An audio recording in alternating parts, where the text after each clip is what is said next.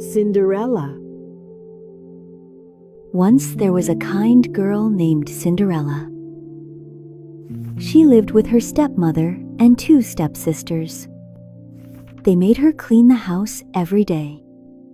Still, Cinderella stayed gentle and hopeful inside.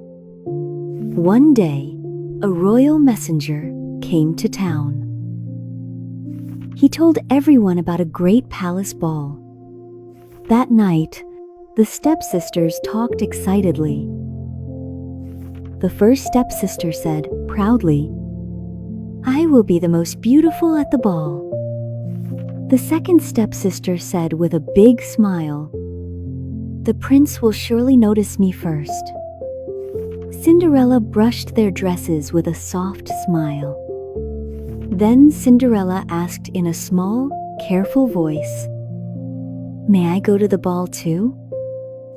The stepmother looked at her with cold eyes.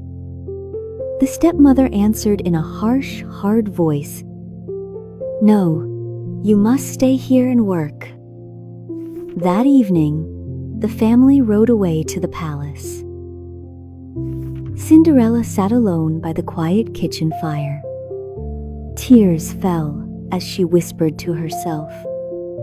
Cinderella said sadly to the empty room, "I wish I could dance at the ball." Suddenly, warm light filled the dark kitchen. A kind fairy godmother appeared with a gentle smile.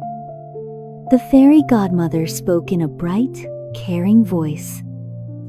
"Why are you crying, dear Cinderella?" Cinderella wiped her eyes and answered softly. Cinderella said, with a small, hopeful sigh, "I want to go, but I have nothing nice." The fairy godmother nodded and raised her wand. The fairy godmother said in a loving, steady voice, "Dry your tears. I will help you." In a flash, a pumpkin turned into a gold carriage. Little mice became strong horses with shining coats. Cinderella's old dress changed into a blue gown. Glass slippers sparkled on her small, gentle feet. The fairy godmother spoke in a serious, kind voice. "Remember, you must leave before midnight." Cinderella nodded quickly and smiled with bright joy. Soon, the carriage stopped at the bright palace. People stared as Cinderella walked into the hall. The prince saw her and felt his heart jump. The prince spoke gently to the shining stranger. "May I have this dance with you?" Cinderella smiled and took his warm, waiting hand. They danced and laughed under the soft, golden lights. Suddenly, the big clock began to strike 12. Cinderella gasped and felt a rush of fear. Cinderella said quickly, her voice full of worry, "I am sorry. I must go now."